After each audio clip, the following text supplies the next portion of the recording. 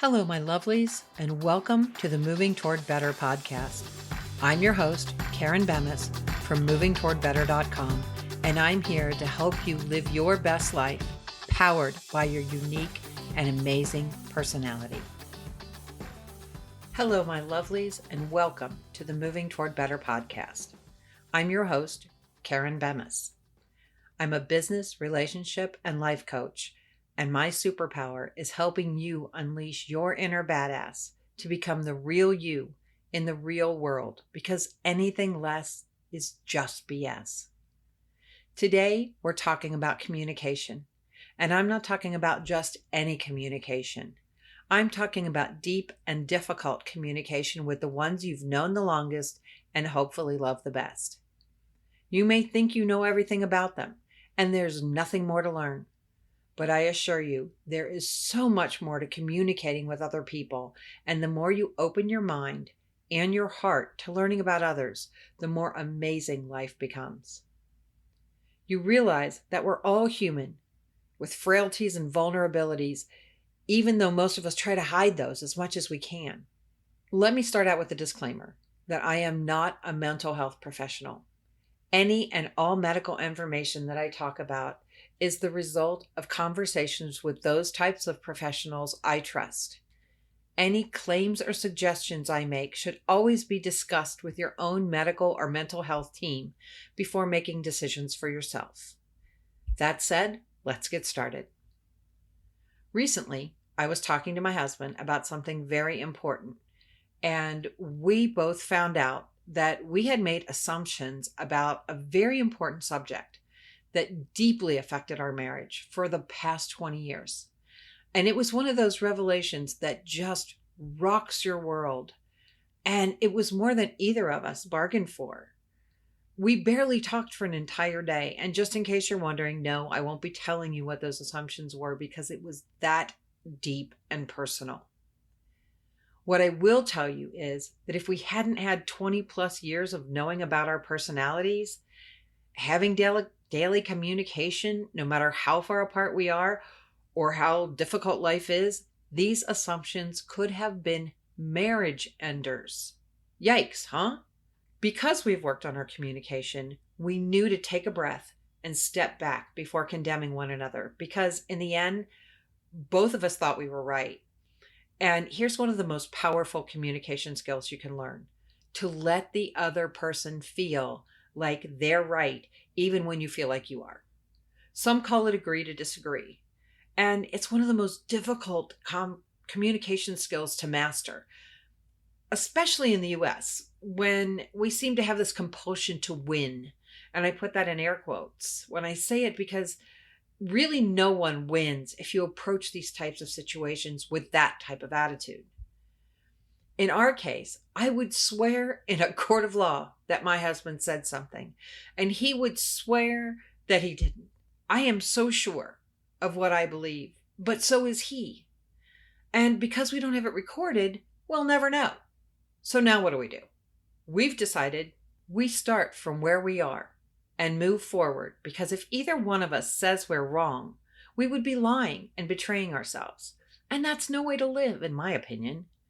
It's how we move beyond an impasse in our relationships and create new and better relationships in the future that matter, because you can bet I'll be asking for clarification in the future, and so will my husband. So how does this work for each personality type? For the D personality, it's easy for you to make assumptions because you make decisions quickly and often assume that you're right. Maybe you are. But when you find someone else thinks differently than you do, it's a struggle because you always want to be right. And in a discussion, cough, cough, argument, you'll hold your ground, even if you realize you're wrong at some point, because you want to win. And boy, can that cause some trouble. Does that sound familiar to anybody? Some, or maybe even most of the D personalities would actually laugh about something like that. But trust me, if your partner or the person you're talking to has a different personality, I assure you that they aren't laughing. If you value that relationship, it's important to know that winning at all costs sometimes exacts a very high price. And that price may be more than you're willing to pay, but you won't know until you look back and realize what you've done. So here's the thing. You need to listen to those that you're arguing or discussing things with. When they say, I don't want to talk about this right now, or I don't want to talk about this anymore, you've reached a boundary. And I suggest you proceed with caution. This is a phrase that the other personalities use when they are feeling backed into a corner.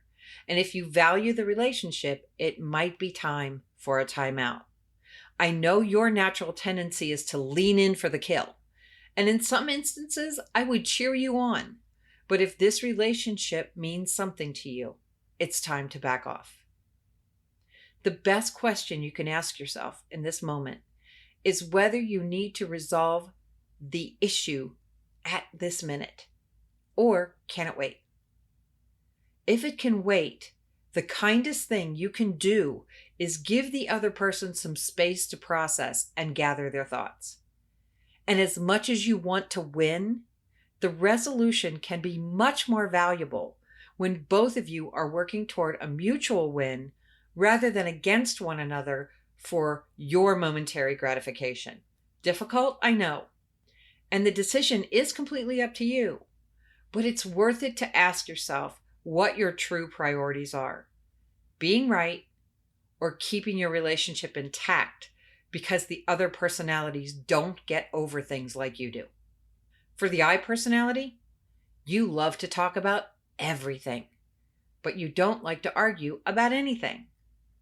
When discussions become difficult, you do your best to direct the conversation away from conflict because you don't want a discussion that could lead to someone being angry with you or worse, not liking you. I know this because I am you, and I have had this exact thing happen to me. I lost a friend because we had a disagreement and we couldn't agree to disagree. Because of her personality, she wanted me to say I was wrong. And even 5 years later, I don't think I was, but she does. I was and am still willing to be her friend, but she isn't willing to be mine. And there's not one thing I can do to change that and keep my integrity. So we coexist, but we will probably never be friends again. And I've had to come to peace with that. At first, it hurt a lot, but as the years have passed, I found out that the very things that I said that offended one person helped others. So as hard as it is to see friends slip away, it's worse to lose a part of yourself trying to fit in someone else's box. And that happens to the I personality a lot because you coax people out of their box. And that's truly a scary place for some people. Listen carefully and you'll figure out when it's time to step back and let nature take its course. And trust me, you'll be better for it. Also, while some people might say, hey, you just told the D personality to stand down and you're telling the I personality to hold their ground. What's up with that? The reason I do that is because the I personality can betray themselves and become a people pleaser to let a bully have their way. For them, standing up for themselves is an act of courage, just as stepping back is an act of courage for the D personality. If you have one of those as your dominant personality, you truly know what I mean. If not, it might sound contradictory, but honestly, it isn't. Now, for the S personality, you detest confrontation because you truly just want to support others. Confrontation is the worst for your personality, and it can truly make you sick if you're steeped in it for too long. This is the struggle of the sensitive child and adult. They know when there are communication issues in the house and often have no idea what to do about it. So they try to make everyone happy and usually end up making themselves miserable in the process. Some S personalities carry that from childhood into adulthood and become people pleasers or worse, victims of abuse because they don't speak up even when they need to for their own safety. But that doesn't have to be the case. Even the tender-hearted S personality can learn to set appropriate boundaries, but their boundaries look very different from other personality types. While other personalities can take a bit of argument, The supportive personality gets off balance quickly when anger and conflict come their way. They, more than any other personality type, need to walk away for their own sanity. To some, it looks like shutting down, but for the S personality, it's self-preservation, unless it lasts too long. Then the S personality is shutting down in an unhealthy way. And that turns into the silent treatment, which doesn't bode well for anyone. That doesn't mean that the S personality cannot grow, heal, and even have deep discussions with disagreements. It does mean that those discussions need to stay civil and kind for them to have a real value for the S personality. When that happens, the S person can go deep and have incredible discussions with all kinds of respectful banter. So the challenge for the S personality then is to keep the conversation conversational. And when it begins to stray, to bring it back to a level of civility that works for them and the people they're dealing with. That reminds me of a story from my high D disc mentor, who said the word he heard most from his high S mother was the word tone. Every time they would get into a discussion, again in air quotes, she would remind him about his tone. Even when he thought he was being very respectful, she often didn't agree. Not because of the words he used, but because of the tone that he used them with.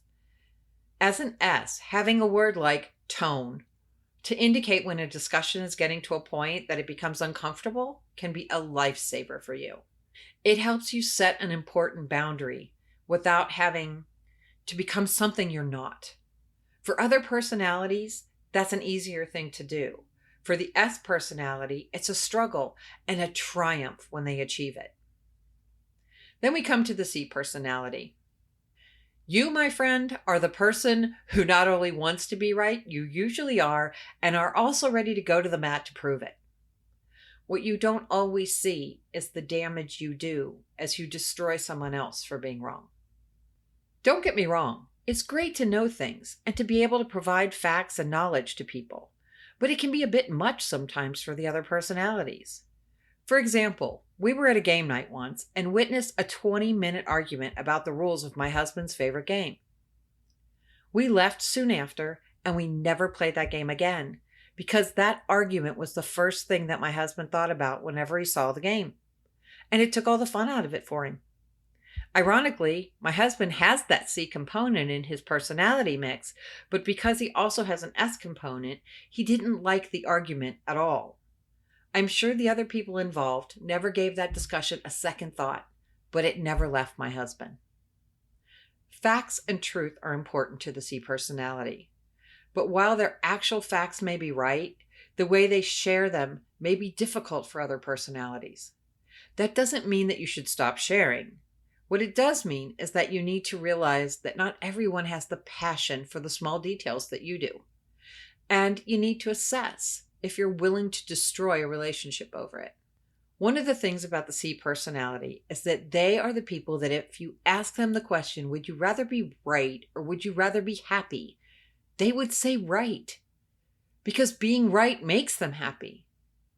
And that's all well and good if you can let others feel like they're important, even if they don't have all the facts. Otherwise, you end up with a lot of facts, but fewer friends and family.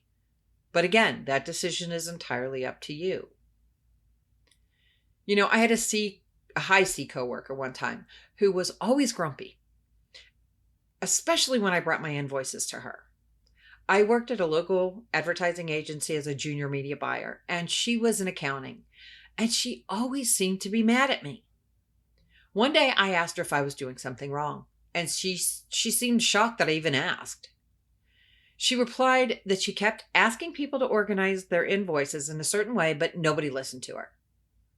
I asked her what she wanted and realized it would take less than 30 seconds to comply. So I said, okay. She looked at me like she didn't believe me, but it was an easy thing to do. So I started implementing it. And she even started smiling when she saw me come in her office. Other people asked me why she liked me when she seemed to dislike everybody else in our department. So I told them about the invoices and how I organized them for her. They thought what she wanted was ridiculous and they refused to do it. But because I took a minute or two to do something she preferred, She liked me and not them. I call that a definite win. That was a way to share the facts and not alienate people.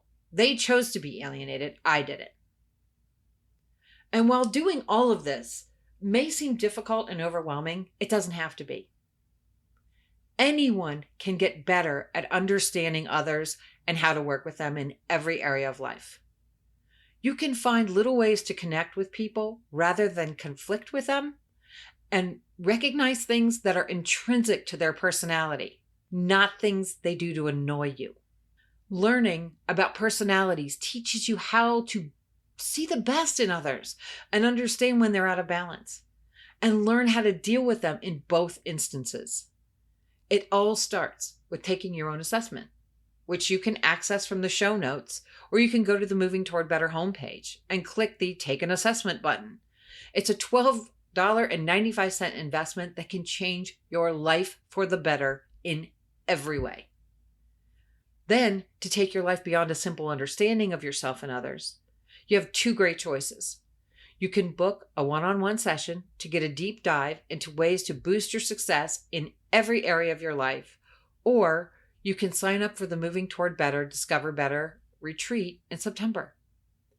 That's where we take everything about your personality and supercharge it in ways you cannot even imagine. At the retreat, we'll teach you how to make every area of your life and business work in tandem with your personality rather than against it. Trust me, when you do that, you'll live better than you ever dreamed you could. Instead of returning to the grind after the retreat, you return to your life feeling amazing because of the strategies that you're going to learn and implement instantly to make positive changes in your life and your business.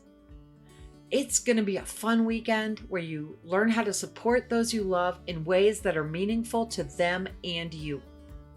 You'll learn how to get the best from yourself and others by genuinely speaking their language without denying or burying yours.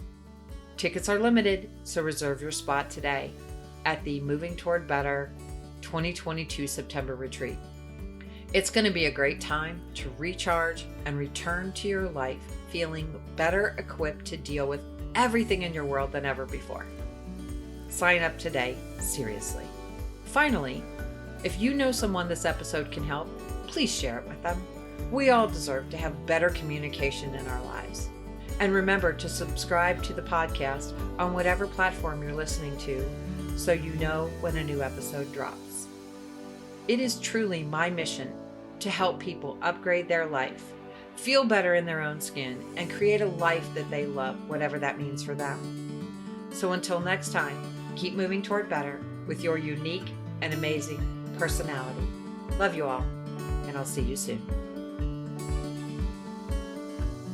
At Moving Toward Better, it's our mission to help you live your best life powered by your unique and amazing personality. To make sure you never miss an episode, subscribe to the podcast today and head over to movingtowardbetter.com to learn more about how amazing your personality actually is. As always, all pertinent links are in the show notes. Thanks for listening, thanks for being you, and have a great day. Love you all.